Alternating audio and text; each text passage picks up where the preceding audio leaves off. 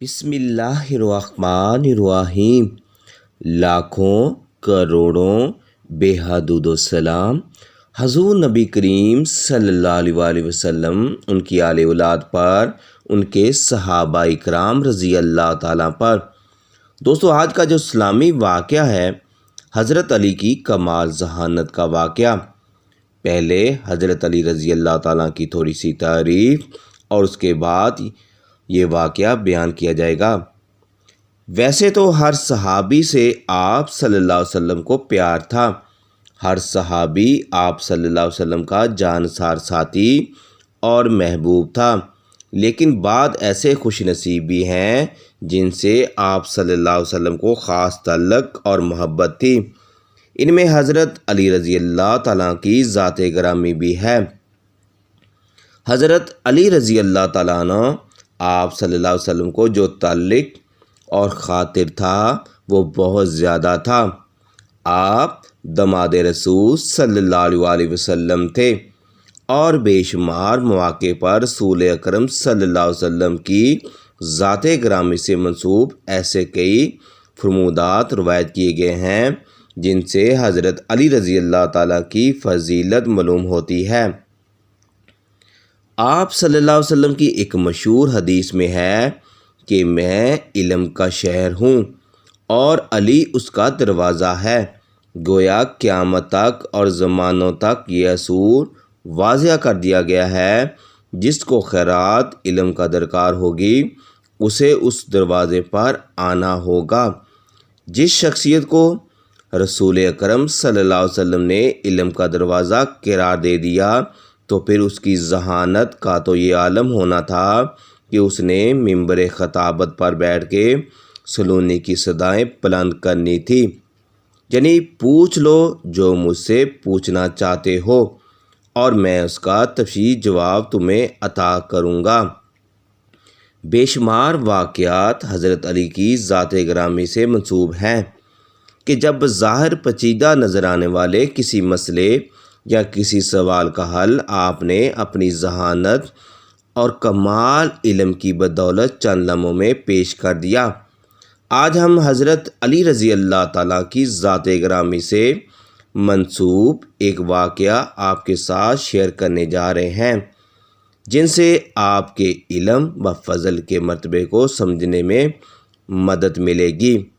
دوستو، ایک مرتبہ حضرت سیدنا عمر رضی اللہ تعالیٰ کے عہد خلافت میں ایک لڑکے کو زنا کے جرم میں سزا کے لیے لایا جا رہا تھا۔ واضح رہے کہ اسلام میں شادی شدہ زانی کے لیے سنگساری اور غیر شادی کے لیے 80 کوڑے بطور سزا ہیں۔ وہ لڑکا اونچی آواز سے پکار رہا تھا کہ میں بے گناہ، مجھے سزا نہ دی جائے۔ اس سنا میں حضرت علی رضی اللہ تعالیٰ کا وہاں سے گزر ہوا تو حضرت علی رضی اللہ تعالیٰ نے اس لڑکے کی پکار سن کر سرکاری اہلکاروں کو روکنے کا حکم فرمایا اور لڑکے سے پوچھا کیا معاملہ ہے۔ لڑکے نے حضرت علی رضی اللہ تعالیٰ سے عرض کی کہ جناب، جس جرم کا الزام مجھ پر لگایا جا رہا ہے میں نے وہ جیم رے میم نہیں کیا، اور اس جیم رے میم کا مجھ پر الزام لگانے والی میری ماں ہے۔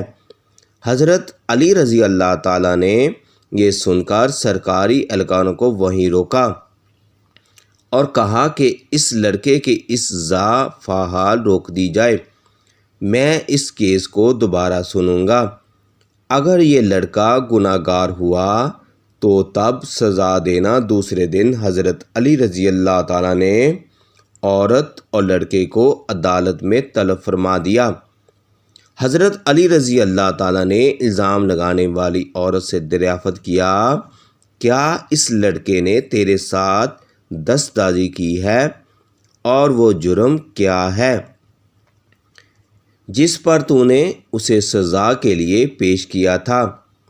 اس عورت نے اثبات میں سر ہلا دیا اور کہا کہ ہاں۔ اس پر حضرت علی نے اپنا رخ لڑکے کی جانب موڑا اور اس سے پوچھا کیا یہ عورت تیری کیا لگتی ہے؟ اس نے کہا یہ عورت میری ماں ہے، جس پر عورت نے اس لڑکے کو بیٹا ماننے سے انکار کر دیا۔ اس عورت کے انکار کے معاملے پر گمبھیر ہو گیا۔ فیصلہ سننے کے لیے لوگوں کا بہت بڑا مجمع اکٹھا ہو چکا تھا۔ حضرت علی رضی اللہ تعالیٰ نے فرمایا، تو اچھا ہے، اے عورت، میں اس لڑکے کو تیرے ساتھ اتنے حق مہر کے بدلے نکاح کرتا ہوں۔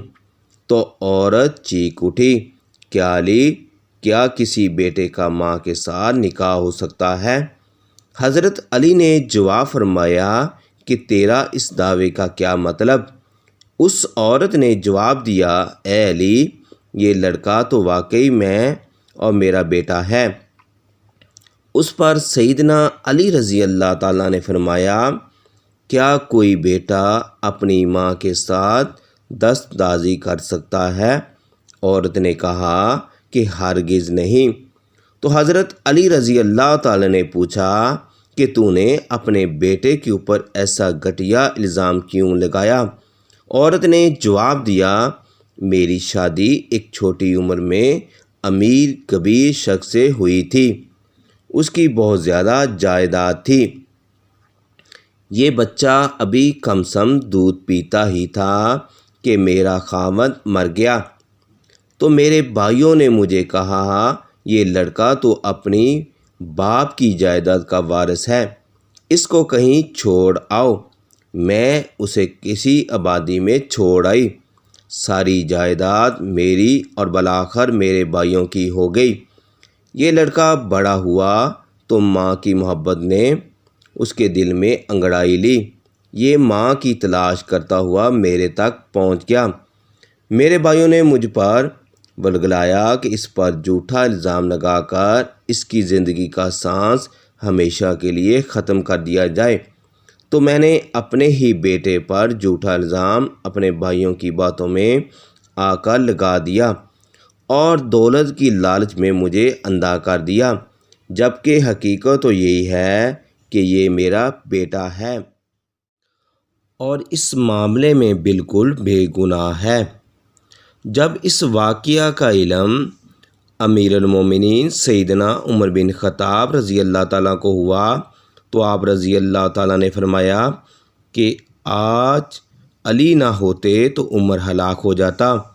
اور دوستو، یوں حضرت علی رضی اللہ تعالیٰ نے اپنی ذہانت کے بل بوتے پر ایک پیچیدہ مسئلے کی گرہ کھول دی اور ایک گناہ گار کو اس کے سزا ملنے سے بچا لیا۔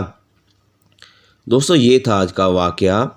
اگر یہ واقعہ آپ کو پسند آئے، اس ویڈیو کا آپ حصہ بننا چاہتے ہیں تو اس ویڈیو کو لازمی آگے شیئر کریں۔ جزاک اللہ۔